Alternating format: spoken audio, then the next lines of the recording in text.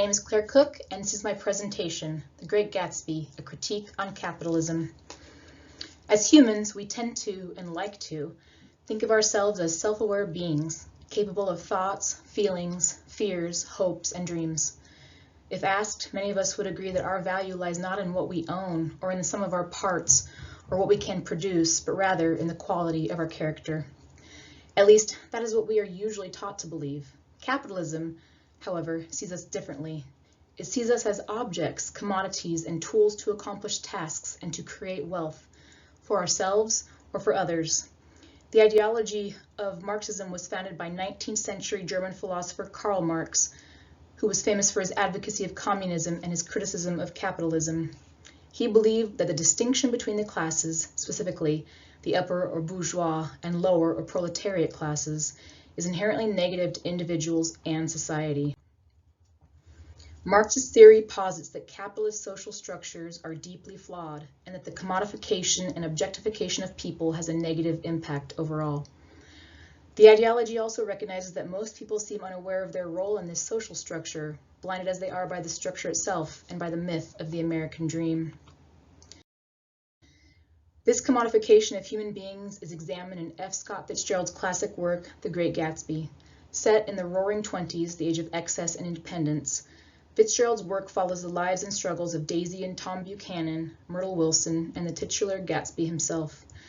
When viewed through the lens of Marxist criticism, The Great Gatsby is a clear critique on capitalism and an unflattering examination of the myth of the American dream. The novel portrays the damage caused when human beings are commodified and reduced to monetary value. Marxist ideology offers definitions on the way people are valued or commodified in a capitalist social structure. According to Tyson, these values are defined as such, quote, "A commodity's value lies not in what it can do, its use value, but in the money or other commodities for which it can be traded, its exchange value, or in the social status it confers on its owner, its sign exchange value," unquote. Daisy assigns value to the people in her life for the purpose of enriching herself, basing each person's worth on how they can raise her social status. For Daisy, people are objects, and every relationship is transactional. She sees every person as an opportunity for her to receive exchange value and sign exchange value, or both. One of the more troubling examples of her commodification of others is Daisy's relationship with her own young daughter, who appears only once in the novel. Daisy brings her child out to show her off to others, saying to the child, quote, "Your mother wanted to show you off," unquote, Fitzgerald. The truth is, Daisy does want to show her daughter off. The relationship between them is distant, as evidenced by Daisy's rarely mentioning her and the child's conspicuous absence in the text. It is obvious that Daisy only values her daughter for the sign exchange value that the toddler provides. Another example of Daisy's commodification of others is her relationship with her husband, as well as her involvement with Gatsby. Daisy's marriage to her husband has nothing to do with her loving him. Quote, "Daisy Buchanan married Tom for his value, not his person. Daisy was never really in love with Tom. She was in love with his commodity value," unquote, Carr. While it is possible Daisy feels love for Gatsby, it is more likely she is bored in her marriage, and Gatsby is simply a plaything. Gatsby does accumulate excessive wealth for the sole purpose of impressing and obtaining her, but he is still new money and from the proletariat class. Gatsby can never give her as much sign exchange value as her husband Tom. And Tom, like Daisy, was born bourgeois, making him inherently more valuable to her than Gatsby.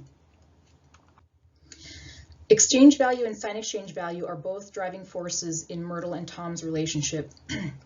Tom commodifies Myrtle by using her for physical intimacy outside of his marriage, and she exchanges herself for an apartment, nice things, and even a dog. Myrtle also commodifies Tom by using him as sign exchange value. She believes he is a means for her to ascend to the upper class. She cannot achieve this with her current husband, and she makes a point to tell everyone, stating in front of her friends, quote, "The only crazy I was when I married him. I knew right away I made a mistake. He borrowed someone's suit to get married in and never even told me about it. I laid down and cried to beat the band all afternoon," unquote, Fitzgerald. Tom and Myrtle's relationship is not only transactional but also violent, with Tom not hesitating to commit physical violence against Myrtle in front of others. Myrtle likely accepts this treatment because she doesn't want to lose her material possessions or the illusion that she is bourgeois. But the odds are against Myrtle rising in the social ranks or escaping the oppressive class system. The bourgeois have the power, and they do not want to share.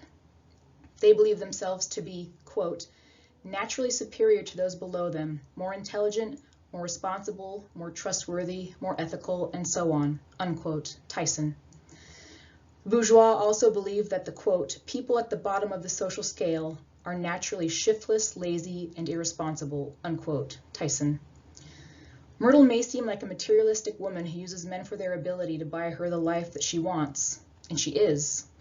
But from a Marxist perspective, it is essential to take into consideration that an oppressive, classist, and capitalist ideology makes her like this. Tyson is right when she says, quote, the American dream is certainly good for capitalist economics, but it sacrifices the well-being of the many individuals who don't achieve it. J. Gatsby himself could be the guiltiest and most tragic character in Fitzgerald's work. Not only does he commodify the people around him, he also commodifies himself to win Daisy back. It is not clear if Gatsby loves Daisy or if he loves the place she fills in his version of the American dream. According to Kane, what is clear is that, quote, Gatsby wants money, an immense amount of it, so that he can capture Daisy, who represents for him privilege and status, unquote. Gatsby won't admit it, but he sees sign exchange value in her. She is his chance to ascend in the social ranks. It is worth noting that Gatsby never asks Daisy what she wants, or even if she shares his dream. In this way, he also commodifies her to achieve his ends. Perhaps more tragically, he also commodifies himself. At the heart of his efforts is the belief that he will not and will never be good enough for her. Marxist theory would see him as another victim of the myth of the American dream and a casualty of capitalism. His dream in the novel is represented by a green light at the end of a dock. Quote, he believed in the green light, the orgastic future that year by year recedes before us. It eluded us then, but that's no matter.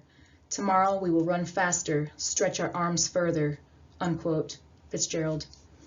Gatsby is ever hopeful in this pursuit of the American dream, but he never reaches the green light, as most of the lower class in capitalist societies do not. Like others, he meets tragedy in the end. He is murdered by Wilson, Myrtle's husband, who thinks Gatsby is responsible for Myrtle's death. Gatsby, faithful to Daisy till the end, takes the blame. Daisy does not stay for the funeral. The Great Gatsby turns a critical, disapproving eye on the seemingly unstoppable machine of capitalism and the lie of the American dream. It brings into focus the callous way that oppressive class structures make people lose some essential part of themselves. It shows how competition for resources distances people from one another or makes them turn on each other. Fitzgerald's work shows how competition to be on top makes a mother ignore her daughter and a husband cheat on his wife.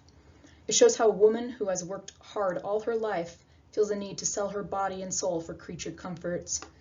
It also shows us how the desire to obtain what cannot be owned makes a young man lose his mind and destroy everything around him, including himself, in the pursuit of it.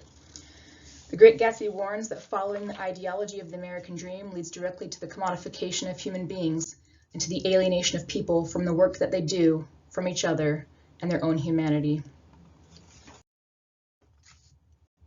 Thank you.